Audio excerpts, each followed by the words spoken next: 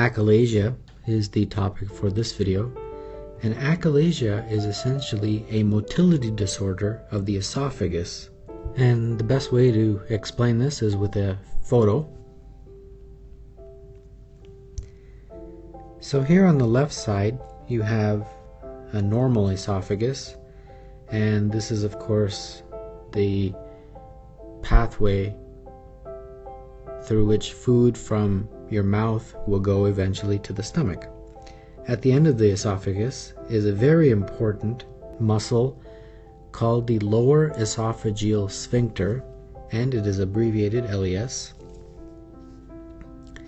This sphincter relaxes and allows food to pass from the esophagus to the stomach. Now you have a photo showing achalasia. What happens in achalasia is that sphincter does not relax, and that way food cannot pass from the esophagus to the stomach, and as a result food or liquids build up in the esophagus, and as a result the esophagus will dilate. Some of the key features of achalasia is that you have impaired esophageal peristalsis. Peristalsis is essentially muscle contractions that move the food along. And as I showed in the diagram, you also have lack of relaxation of that very important lower esophageal sphincter. So why does this happen? Basically, the esophageal muscle has lost its nerve innervation. And this occurs because there is a loss of ganglion cells. And this lack of innervation is what's causing this problem with impaired peristalsis. In addition, because that lower esophageal sphincter cannot relax, you will have increased pressure.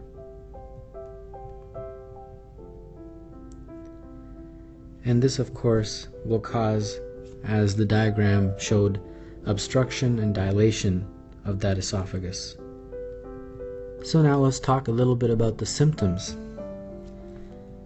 Patient will have difficulty swallowing, which is called dysphagia. At night, the patient will regurgitate food that he or she ate previously because the food cannot pass into the stomach. This can also lead to cough, and in worst case scenarios, pulmonary aspiration. And because the patient is having such problems with digesting food, eventually this can lead to weight loss. In terms of diagnosis, there's a test called an esophageal manometry, and I have a photo. So there's a little catheter that they insert down the patient's esophagus, and this measures several things that are very telltale. The first thing that this test does is it assesses the peristalsis.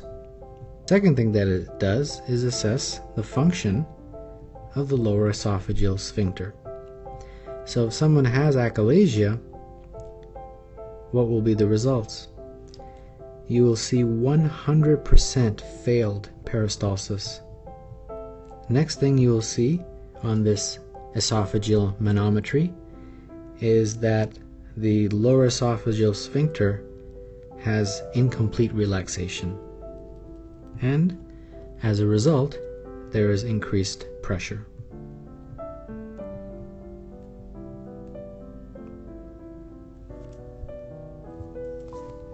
The second test that you can do, if you need to, is something called a barium swallow. And I have a photo of that. So a patient swallows some barium and you take an x-ray. Now this is the patient's esophagus. Now what do you see here? That arrow is pointing to the end of the esophagus where the lower esophageal sphincter is. Because that LES cannot relax, it cannot open, it remains closed, and that causes the esophagus to dilate over time. So this is a very characteristic shape, and this shape is given a name. It's called bird's beak, because if you turn it around, it kind of looks like the beak of a bird. And finally, treatment. Unfortunately, the peristalsis is gone, and there's nothing that you can do to help that problem. So the only thing that you can do is try to open that LES, try to decrease the pressure at the lower esophageal sphincter. And there's two ways. The first is something called a surgical, and that essentially just means that you cut the muscle of the LES. And here's a photo. So here they've done the cut, and what that does is it allows the lower esophageal sphincter to relax a bit, and that helps open up that area, which will allow food to then pass through. The next option is called a balloon dilation of the lower esophageal sphincter. And here's a photo of that. So here, as you can see, this lower esophageal sphincter is not able to relax. It's tightly closed. So you stick this balloon down, and then once the balloon is right in the middle, you inflate the balloon, and that opens it up. And then, of course, you take the balloon out. And the hope is that it will create an opening. It will create a relaxation that can be sustained over time, which will allow food to then pass from the esophagus into the stomach. So now let's take a look at a few vignettes. A 40-year-old man complains of increased difficulty in swallowing over the past 3 years. He reports a feeling of pressure in his chest occurring 2 to 3 seconds after swallowing a solid bolus. He also experiences regurgitation of undigested food eaten hours previously. A radiograph taken after swallowing barium shows a distended esophageal body and a smooth tapering at the lower esophageal sphincter. Manometry shows the absence of esophageal peristalsis with swallowing and a lower esophageal sphincter that fails to relax. What is the most likely diagnosis? They've encompassed every possible thing that a patient with achalasia can present with. A 50-year-old female with chronic dysphagia undergoes an upper endoscopy that reveals massive dilation of the distal esophagus. The esophagus is kinked and tortuous and partially filled with undigested foods. What is the most likely diagnosis? This question is not giving us as much information, but this is another case of achalasia. 43-year-old man reports that he has a 9-pound weight loss over the past 9 months. The symptoms have been accompanied by difficulty swallowing both solids and liquids during that time. He has woken on several occasions at approximately 4 a.m. and regurgitated partially digested dinner contents. An upper GI series is performed and reveals a widely dilated esophagus and a smoothly tapering distal esophagus. There appears to be partially digested food present in the esophagus. Which of the following would most likely be seen on esophageal manometry?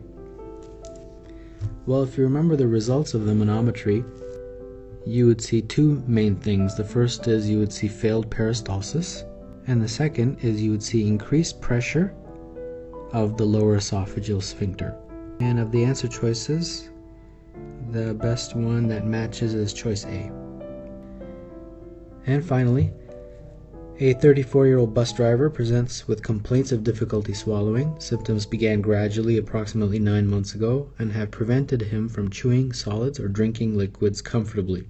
He finds himself awakened at night with cough and occasional morning regurgitation of recognizable food from the night before. He has learned to reduce his oral intake and has lost 6 pounds over the past 2 months. He does not smoke or drink and has no family history of esophageal or GI illness. His physical exam is unremarkable. Which of the following is the most likely diagnosis? Again, this is a clinical vignette that is talking about a patient with achalasia.